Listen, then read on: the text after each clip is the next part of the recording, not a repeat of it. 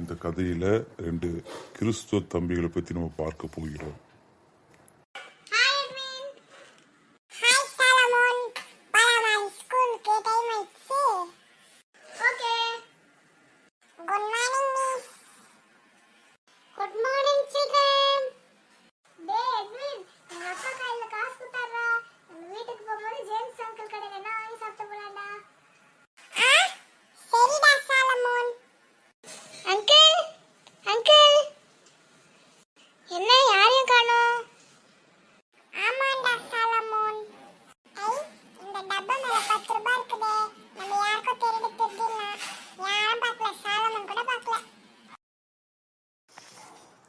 ஜேம்ஸே, எப்பா நீ கொடுத்த காசுன்னு எடுத்துட்டு போலப்பா, மறந்துட்டு போயிட்டேன்ப்பா.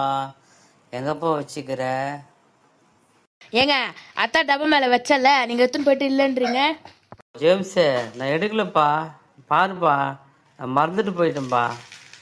ஏங்க என்னங்க நீங்க காலில இருந்து உயிர் எடுக்கிறீங்க. அதாங்க இவர் எங்கேயோ தொலைச்சிட்டு நம்ம கிட்ட வந்து காசு வாங்குறாரு. ஏய் ஏய் தம்பி, நீங்க என்ன காசு எடுத்தீங்களா? என்னங்க அங்கிள், என்ன விளையாடுறீங்களா? வாடா, நம்ம எதுவும் அந்த கடையில வாங்க வேண்டாம், வேற கடைக்கு போலாம்.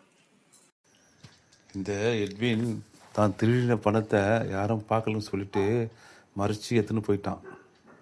ஐயோ, நான் திருடிட்டேனே, எனக்கு நிம்மதியா போச்சு, என் மனசு ஏதோ பாரமா வந்துச்சு. இந்த வாரம் சண்டே கிளாஸ்ல கூட அக்கா சொன்னாங்களே, தன் பாவங்களை மறைக்கிறவன் வாழ்வடைய மாட்டான், அவைகளை அறிக்கை செய்து விட்டு விடுகிறவனோ இரக்கம் பெறுவான். ஏசப்பா, என்ன மன்னிச்சிருங்க. டாடி டாடி, நான் ஒன்னு சொல்லுவேன், என்ன திட்டக்கூடாது. என்னப்பா எட்வின், சொல்லுப்பா. அப்பா அப்பா, ஜேம்ஸ் அங்கிள் கடையில டப்பா மேல 10 ரூபாய் இருந்துச்சுப்பா. அவருக்கு தெரியாம அந்த காசு நான் எடுத்துன்னு வந்துட்டேன்ப்பா. போன வாரம் அக்கா கூட கிளாஸ்ல கதை சொன்னாங்கப்பா, திருடக்கூடாதுன்னு.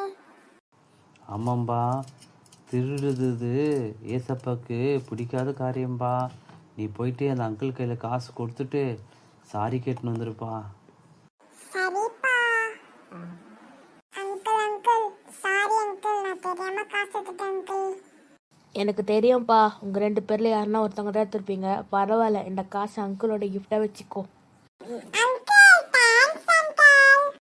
அருமையானவர்களே, இந்த கதையில் பார்த்தீங்கன்னா அந்த தம்பி திருடிடுறான். ஆனாலும் அவனுக்குள்ள அந்த நிம்மதி போயிடுது. அவன் இயேசுவாமிகளை மன்னிப்பு கேட்டு அவன் திருடின வருந்தி அந்த கடைக்காரங்களை போய் காசு எடுத்து போய் கொடுத்துட்டு மன்னிப்பு கேட்டான்.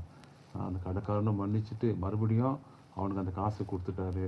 எனக்கு பிரியமானவர்களே, நம்ம கூட நம்ம தவறுகளை உணர்ந்து ஆண்டவருக்கு மன்னிப்பு கேட்கும்போது ஆண்டவர் நமக்கு உதவி செய்வார்.